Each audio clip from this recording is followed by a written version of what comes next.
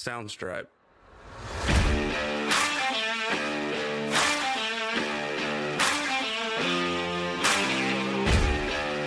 Hello, race fans. Welcome to the Hammerdown Time podcast. I'm Kelby Cross. It is Hammerdown Time. We are on Facebook at the Hammerdown Time podcast, on Instagram at Hammerdown Time Pod.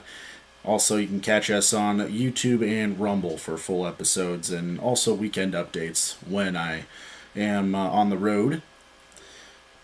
Today we're going to take a look at the racing action from over the weekend. We're going to start with the High Limit Series as they were rolling. Supposed to be at Lawrenceburg on Friday night, May 30th, but they ended up getting rained out. The Battle at the Berg has been rescheduled for Wednesday, September 17th with the Midweek Series. That's for the High Limit Series. So we'll move to Butler on Saturday night on May 31st. Justin Peck outlasts a frenzy in lap traffic for his second win of the 2025 season. He won it over Aaron Reitzel, Rico Abreu, Tanner Thorson, and Tyler Courtney, who officially came from 13th up to 5th. So plus 8. Nice charge. Way to get your elbows up there, sunshine. Brad Sweet was crossed the finish line in third, but unfortunately he was DQ'd for not scaling on Saturday night, so that had some big-time points implications there, as Brad Sweet did end up losing the points lead to Tyler Courtney. Courtney, who has yet to win a race this year, but is leading the championship points. He now has a 6-point lead over Brad Sweet, Rico Abreu, Brent Marks, and Aaron Reitzel. Of course, it's only the beginning of June, so Brad Sweet definitely, and that team has, with as consistent as they are, there's no reason to think why, there's no reason why they shouldn't be able to get back in that championship points lead very quickly.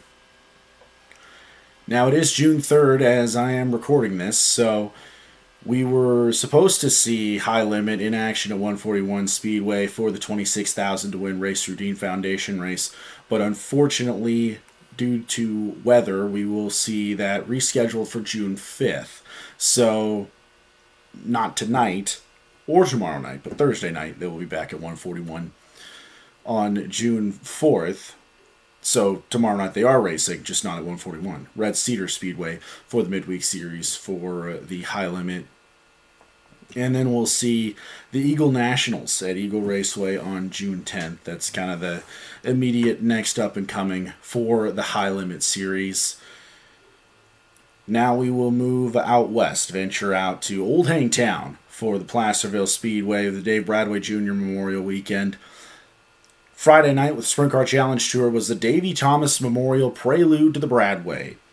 And Andy Forsberg wins the first running of the Davey Thomas Memorial, a milestone victory for Mr. Excitement. His 75th career win at the Placerville Speedway, his 6th career win with the Sprint Car Challenge Tour, which really should just go to show what kind of parity in competition, level competition, with the 360 Sprint Car racing in California, but especially with the Sprint Car Challenge Tour. Forsberg was able to lead all 35 laps from the pole. Justin Sanders in second. Shane Golobic was third. Dylan Bloomfield 16th to 4th. The first guy I'm going to mention who had his elbows up on Friday night with the Sprint Car Challenge Tour. Austin Wood coming home with the 5th place finish. Shane Hopkins 19th to 6th.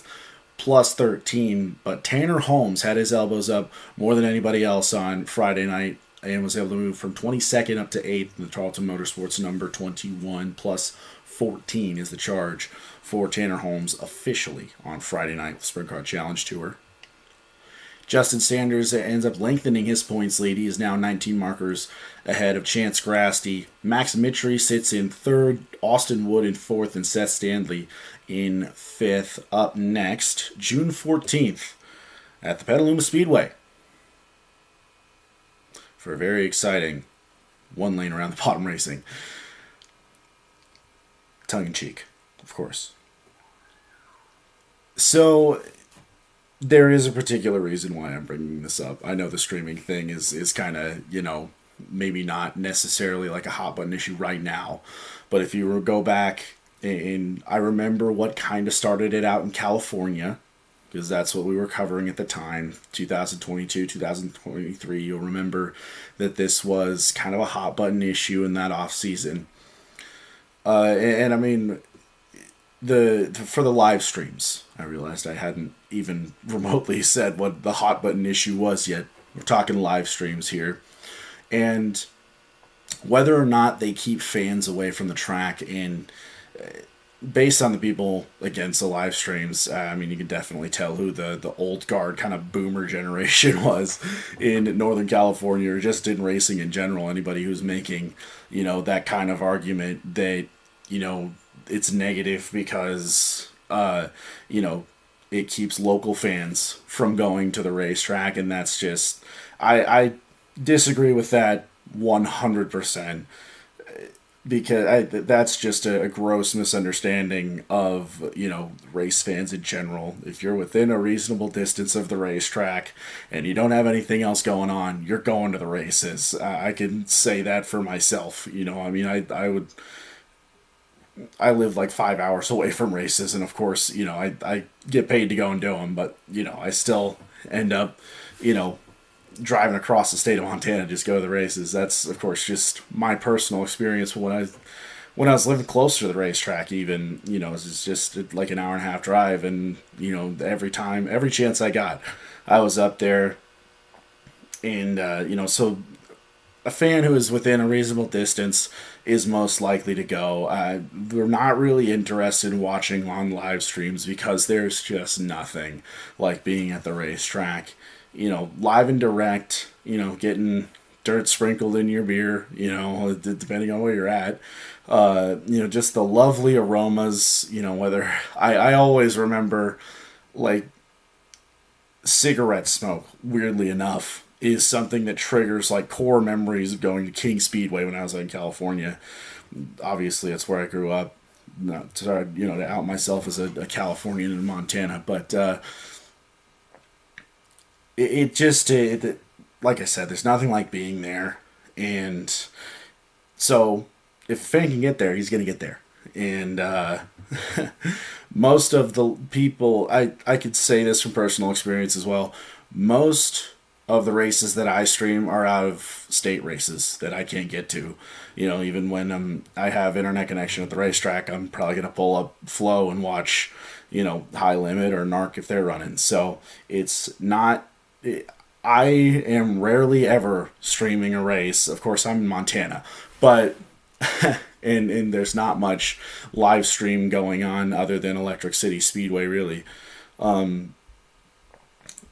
that is my personal experience, and I know based on some conversations I've had with promoters and different people in the industry, that is what most fans are doing, is pulling up races from, tracks that they, aren't going to be able to get to on that night, or, typically out of state stuff. So, I mean, I don't have all the answers when it comes to, dwindling numbers, and I understand people are looking for things to point the finger at, but there are other factors that need to be considered before we just, make live streams a scapegoat, whether your facilities are up to snuff, if you've got good food and a welcoming staff, then, then you could consider live streaming being a problem, but of course, like I said, this is kind of based on some opinion, but also a little bit of common sense, and just kind of knowing race fans and knowing myself, my own tendencies as a race fan. So,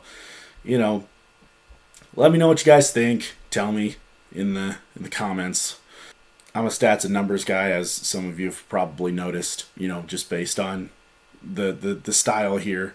So if anybody has any numbers, pertaining to the streaming and different, different demographics and things like that, shoot my way, or, tell me where I can find them, because I would love to look at them.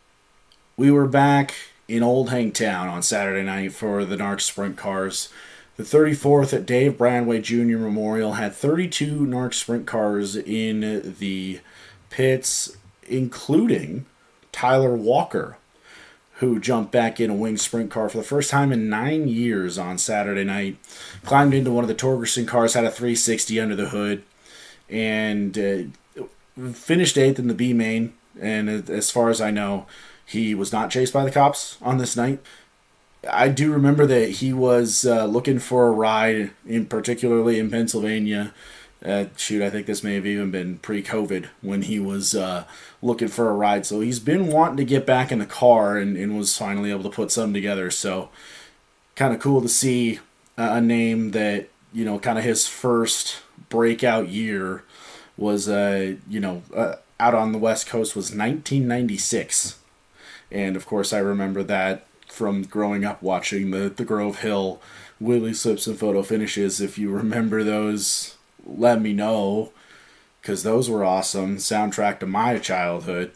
But it's still cool to see a guy who, has been racing for, at this point, kind of off and on for almost 30 years. And, to see him still have the drive, if you will, to get back into a car is pretty dang cool for Tyler Walker.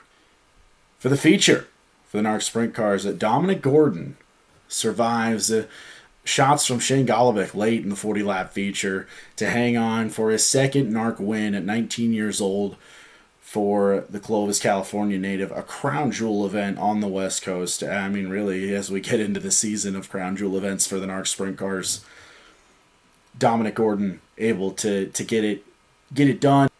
Shane Golovic was showing him a nose, on the coming to the checkered flag. So Dominic Gordon able to hang on. Shane Golovic in second. Dylan Bloomfield in third. Justin Sanders 13th to 4th, +9 on Saturday night. And Caleb Montgomery rounding out the top 5. Bit of a point shakeup here with NARC, as Shane Golovic was able to finish second.